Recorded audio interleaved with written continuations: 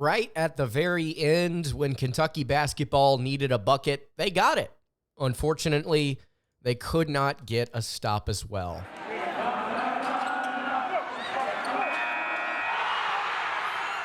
You are Locked On Kentucky, your daily podcast on the Kentucky Wildcats, part of the Locked On Podcast Network, your team every day.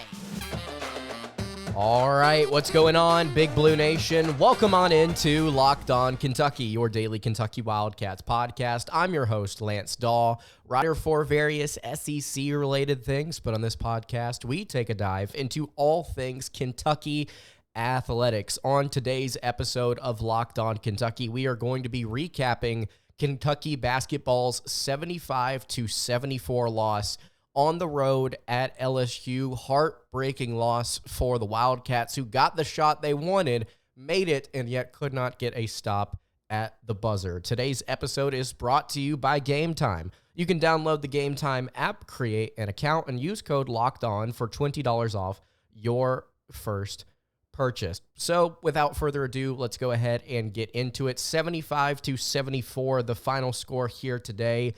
Very frustrating loss for the Kentucky Wildcats, who I think did enough there in the first half and at the very end of the game to win it. Unfortunately, it's a conglomeration of defense, lack of rebounding, lack of focus, lack of consistency that this team just does not have.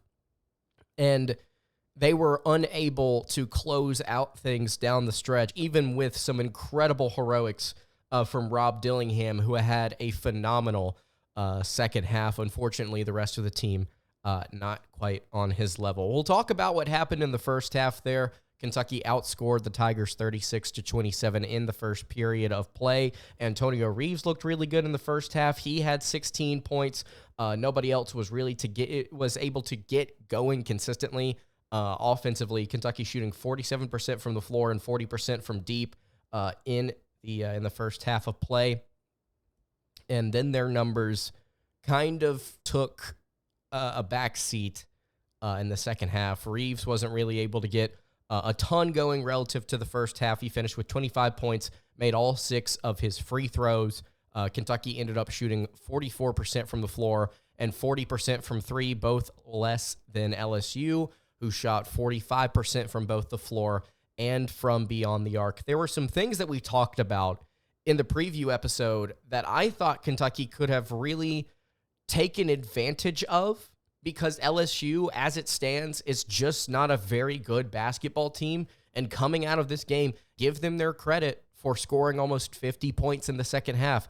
Give Tyrell Ward credit for hitting that buzzer-beating layup at the very end of the game. This is still not a great team. Kentucky sliding after those 2 back-to-back wins against Ole Miss and Auburn. This would have been a quad 2 win. Instead, it's a quad 2 loss for the Kentucky Wildcats. And just overall, I'm just kind of crushed. I'm just kind of defeated after this one. You know, Kentucky did so many things wrong in that second half to where there was a point where Kentucky deserved to lose. And honestly, thinking about it now, immediately after the game is over, Kentucky didn't play well enough in that second half to win the game, minus one player in Rob Dillingham, who had 21 of his 23 points in that second half. He ended up shooting 8 of 16 from the floor, 2 of 5 from 3, had a clutch 3-point shot, and then a foul and one basket there at the very end of the game.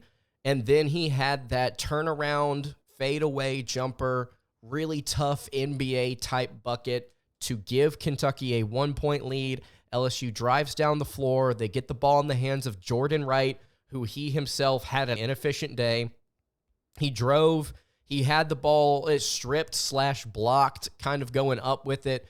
And then he chucked the ball up towards the goal as he was fading out of bounds. In any other situation, when Thiero blocked that ball, or kind of like grabbed at it, blocked it, that ball goes out of bounds past Jordan Wright. In any other world, that does not end up in the hands of Wright again. But yet it does. And if he floats it up, and sure enough, instead of going for the basketball, Reed Sheppard, who is standing right there at the goal line, instead of going to box a dude out, instead of going up towards the basketball, stands there and watches it float right into the hands of a jumping Tyrell Ward, who tossed the ball up and in as time expired to win the game 75-74. And you saw throughout that second half the inconsistencies and the mental lapses that we have been discussing over and over and over on this show throughout the season. It is Kentucky's inability to guard the rim and play with physicality and with purpose in their front court. Aaron Bradshaw did not play well tonight. He was 0 of 2 in 8 minutes, finished with a -2 plus-minus, had an assist, a rebound, a foul, and that was it. He could not outmuscle LSU's big men to grab an offensive rebound. He could not outmuscle LSU's Will Baker to get a defensive rebound. Ugonna Onyenso, 2 points in 32 minutes of play, had 7 rebounds, 3 turnovers, 1 block. He could not finish consistently in his 3 shots. He got that 1 dunk at the beginning of the game. He could not consistently guard Will Baker, Derek Fountain, what have you.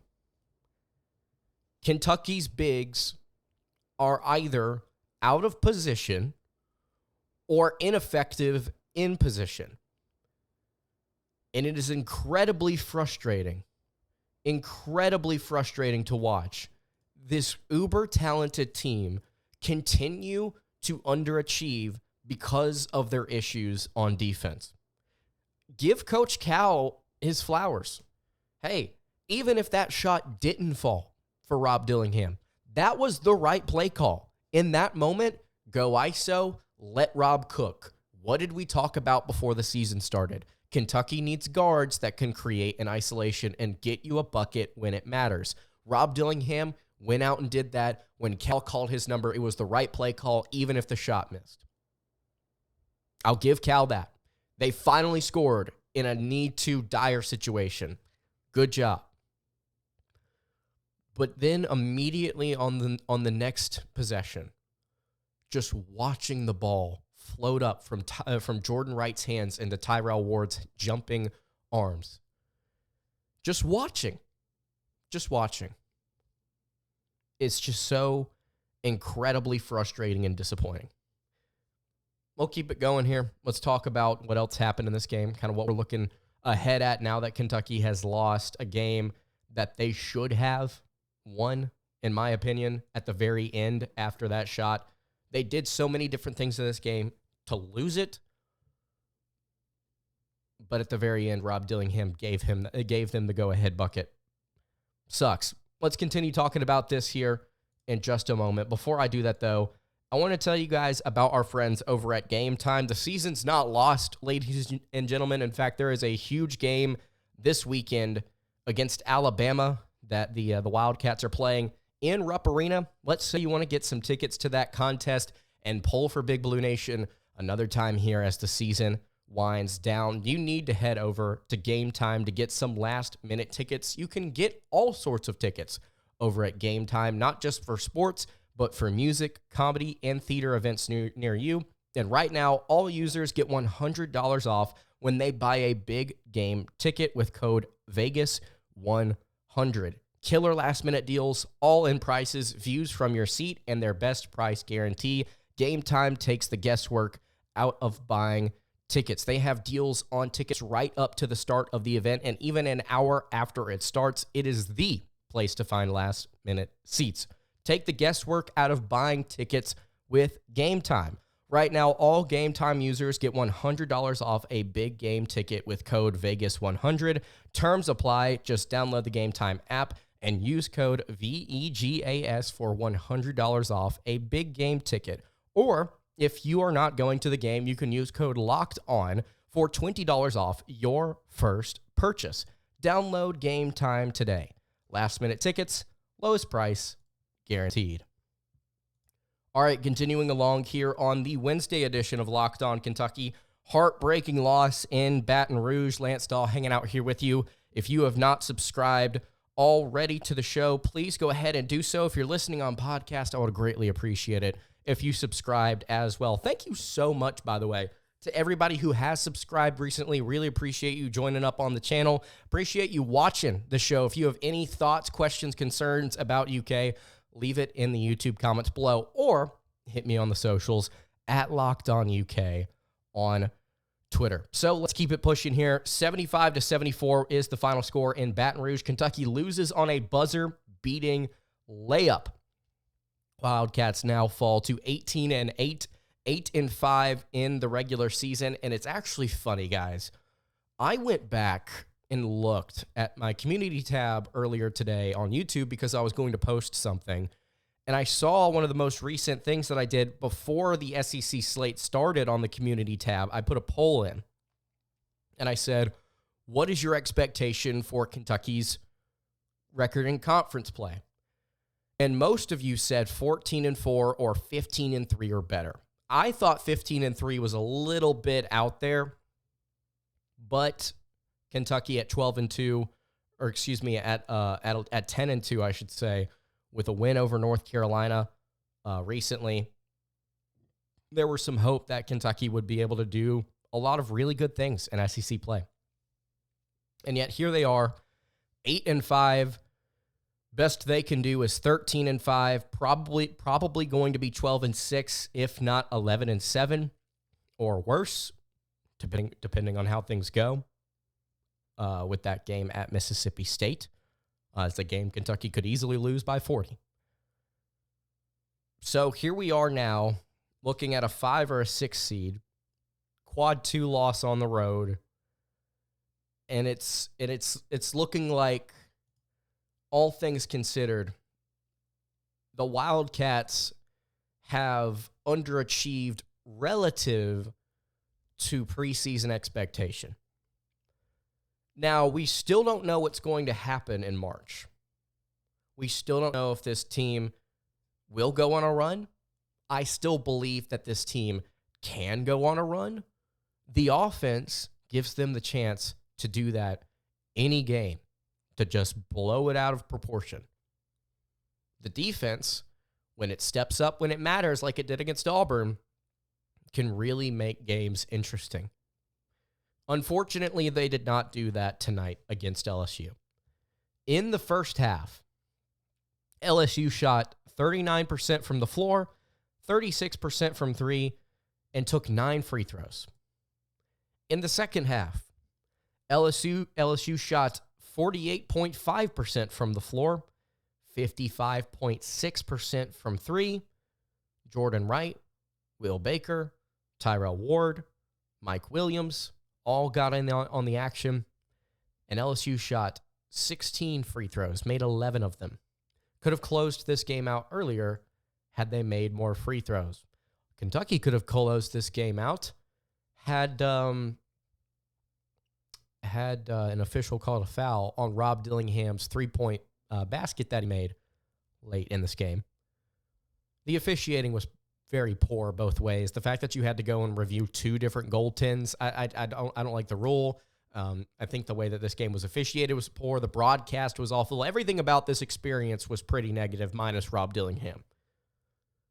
And Antonio Reeves, who also had himself a really good day on offense. Right now, Kentucky is just in a really weird state. Just a really weird state of inconsistency. You have one half where you hold LSU to 27 points and you look good. You have another half where you give up almost 50 points and a half, and it's like 1.3 points per possession, which you can only really get away with if you're creating a ton of turnovers or scoring a ton yourself, which Kentucky didn't do. They got outscored by 10 in the second half. It's just a weird state of inconsistency. And you look up, and down the road, like I said earlier, Kentucky, their best chance is 13-5. They're not winning the league. They can still finish with a double bye if they beat Bama and Tennessee, and if they sweep these final 5 games, which I don't think they're going to. I mean, they've got a chance, but it's looking really unlikely. But gosh, Alabama, Mississippi State, Arkansas, and Vanderbilt at home, as bad as those teams are, those are not gimmies, especially in Kentucky State. And then you go on the road to play Tennessee, and that game is winnable, but only if you play defense. And if we're just going to take a guess, okay, Kentucky played 2 games of defense, and then they kind of fell apart again on the road to LSU. I don't really know what to think about the future of this team. I don't really know. I'm not quite sure. If we're getting an update here over on KenPom, Kentucky's offense drops to 9th nationally in adjusted efficiency. They are still first in the country in 3-point field goal percentage at 40.5%. Kentucky's defense, believe it or not, actually rose 5 spots in this game to 77th in adjusted efficiency. Interesting things to note about the Wildcats. They are still top 100 in 3-point and 2-point and effective field goal percentage. All solid numbers in that category, but they are among the worst in the country in creating turnovers and preventing offensive rebounds. They give up an offensive rebound on 30.5% of possessions, of shots rather, I should say, and that's just rough. Physicality, defense, aggression, want to. These are things that Kentucky lacks. They just don't have it, especially in their front court. At the very least, they don't have it consistently, because we saw it against Auburn. We saw the magic against the Tigers, but you didn't see it tonight against these Tigers. You didn't see Kentucky go and step up physically. LSU in SEC play this season, when they've won, they've gutted it out. The team has that ability. LSU's got that dog in them. And when LSU threw their punch in the second half, Kentucky didn't really ever reassert themselves. They were up by 15 points at one point early in the second half. And then, bam, it was gone. 16-0 run. Kentucky fell flat on their feet, and they could not get back up. And it was just embarrassing. Just disappointing. So how's Kentucky going to close this one out? How are they going to close the season out? Well, we've got some thoughts now on where they're going to be in the SEC tournament and probably where they're going to be in March. Let's get into those in just a second. Before I do that, though, I want to tell you guys about our friends over at FanDuel. Get your buckets with your first bet on FanDuel, America's #1 sportsbook, because right now new customers get $150 in bonus bets with any winning $5 bet. That is $150 if your bet wins. You can bet on all of your favorite NBA players and teams with quick bets, live same-game parlays, exclusive props, and more. All you have to do is visit FanDuel.com/lockedon and shoot your shot with FanDuel, an official sportsbook partner of the NBA. All right, wrapping up the Wednesday edition of Locked On Kentucky. Lance Dawe hanging out here with you. Really appreciate you checking out the show today. Again, if you have not subscribed to the YouTube channel already, would greatly appreciate it if you went ahead and did so. Kentucky basketball now 8-5 in SEC play. Thankfully, the Florida Gators lost tonight to the Alabama Crimson Tide. So Bama now 11-2, Tennessee 10-3, Auburn and South Carolina 9-4, and then Kentucky and Florida both 8-5 with a tie there at fifth place. If Kentucky had won tonight, they would have been 10-4, they would have been 9-4, just like Auburn and South Carolina, and they would have had that fourth place. They would have been in that double bye because they would have held a tiebreaker over Auburn, and South Carolina would have stayed, if I'm not mistaken, as the 3rd seed. So Auburn would have been the 5th seed. Kentucky would have been 4th. Florida would have stayed at 6th after their loss to Bama. But now, unfortunately, Kentucky still on the outside looking in of that double bye scenario. And Florida has a really interesting stretch here to close it out. Vanderbilt, Missouri, South Carolina, and then Vanderbilt again at the end of the season. One more game against Bama there on March 5th. So 4 really easy games. Again, Vanderbilt, South Carolina, Missouri, Bama, Vanderbilt. So they should finish 4-1. They should finish 12-6. So Kentucky has to do everything they can to try and finish 12-6 here. So they have to go 4-1 if they want a shot at getting that double bye. South Carolina is in a really interesting spot as well because they've got games against Ole Miss, Texas A&M, Florida, Tennessee, and then Mississippi State. They could realistically lose all 5 of those games and finish 9-9 or 10-8 or 11-7. Point being, South Carolina should finish underneath Kentucky, Florida should be right there with Kentucky, and then Auburn has an interesting stretch. Georgia on the road, Tennessee, Mississippi State, Missouri, and then Georgia again at home. Auburn should go 4-1. So 13-5. If they lose, and they'll lose another game, they lose to like maybe Georgia on the road, or somehow miraculously they lose to Mississippi State or Missouri, and then they combine that with the loss to Tennessee. So just one loss combined with the loss to Tennessee to give them 2, so they finish 12-6.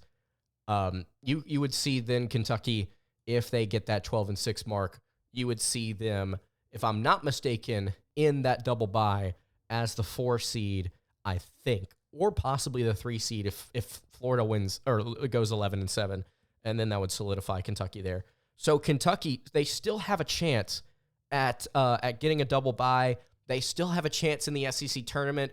The season is not lost. You can still finish with as good as a 4 seed, I think, with the way things are shaping up for UK. But you gotta win some games. And Kentucky basketball did not do that today. Again, 75-74 final score at LSU. Tigers improved to 14-12, 6-7 in the SEC. Rob Dillingham carried otherwise a very embarrassing performance from Kentucky in the second half. Let me know what you guys think about the game in the comments below. That's going to do it for today's episode of Locked On Kentucky. You can follow the show on Twitter at Locked On UK. You can follow me on Twitter at @LanceDawe_, and you can follow the show over on Instagram at Kentucky Podcast. Any questions, comments, concerns, leave those in the YouTube comments below. Hit me on the socials. I will see you all tomorrow for another episode of Locked On Kentucky. Have a great rest of your day, and God bless.